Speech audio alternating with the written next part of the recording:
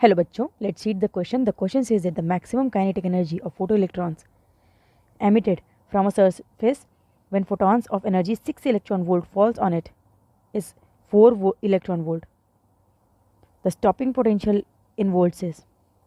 So हमसे यहाँ पे बोल रखा है कि मैक्सिमम काइनेटिक एनर्जी हमें दे रखी है 6 इलेक्ट्रॉन वोल्ट की. जब 6 इलेक्ट्रॉन वोल्ट के फोटॉन्स फॉल करते हैं तो maximum kinetic energy 4 electron volt की बनती है. हमसे पूछा स्टॉपिंग पोटेंशियल कितना होगा इन वोल्ट्स. सो ये करने से पहले हम देखते हैं कि स्टॉपिंग पोटेंशियल होता क्या है. सो ये दो प्लेट्स होती हैं, यहाँ पर हमने बैटरी लगाई होती है, यहाँ से करंट बन रहा होता है, सर्किट बन रहा होता है, यहाँ पर हम कुछ कराते हैं इंसिडेंट लाइट्स को. सो पहले तो नहीं आती है कोई भी इलेक्ट्रॉन बाहर, पर धीमे धीमे धीमे धीमे जैसे हम इंटेंसिटी बढ़ाते जाते हैं एक टाइम आता है जब इलेक्ट्रॉन स्टार्ट हो जाते हैं एक्साइट होना. अब एक्साइट हो रहे हैं तो केस बनता है कि या तो सिर्फ उतनी ही एनर्जी देंगे, ये लाइट उतनी ही एनर्जी देगी जितने में केवल इलेक्ट्रॉन बाहर आ पाए. अगर इस केस की बात की जाए तो बाहर आने के बाद उसके पास एनर्जी नहीं बची होगी, फिर वो ढीला ढाला सा रह जाएगा.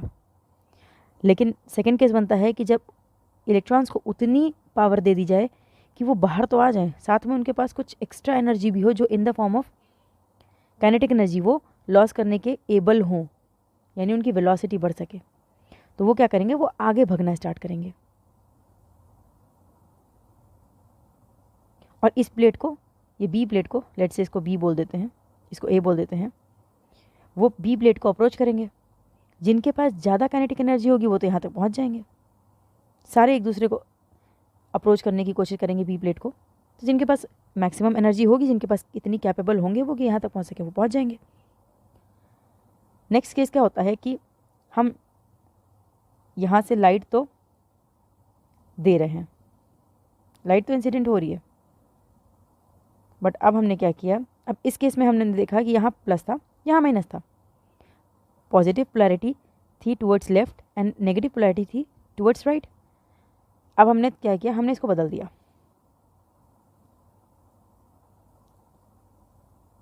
सेम बैटरी को, ये थोड़ी ज़्यादा लाइंस बन गई बट स्टिल सेम है, सेम बैटरी को हमने क्या किया, बदल दिया, उसकी पोलैरिटी चेंज कर दी. अब हमें लेफ्ट में नेगेटिव मिल गया, राइट में पॉजिटिव मिल गया.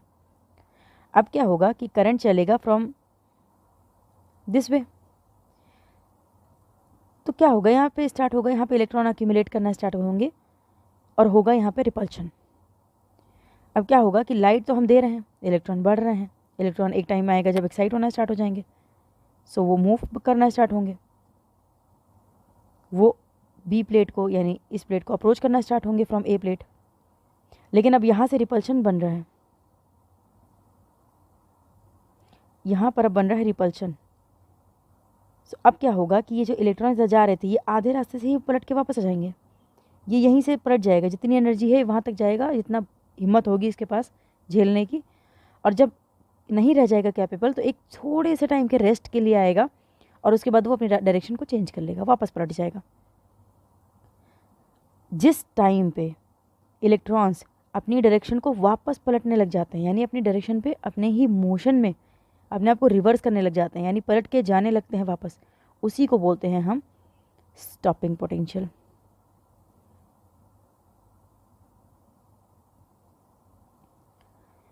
सो ये तो हो गया थ्योरी पार्ट. हमें अब निकालना है स्टॉपिंग पोटेंशियल.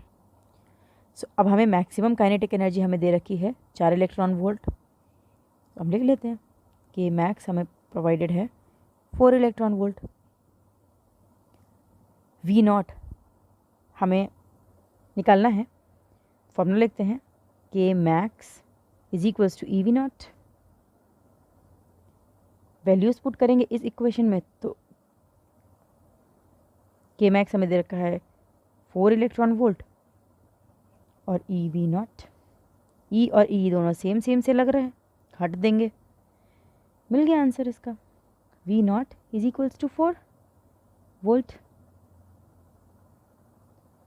सो इस क्वेश्चन का आंसर ओरल ही था. मैक्सिमम काइनेटिक एनर्जी 4 है और kinetic energy is equals to E V naught होता है.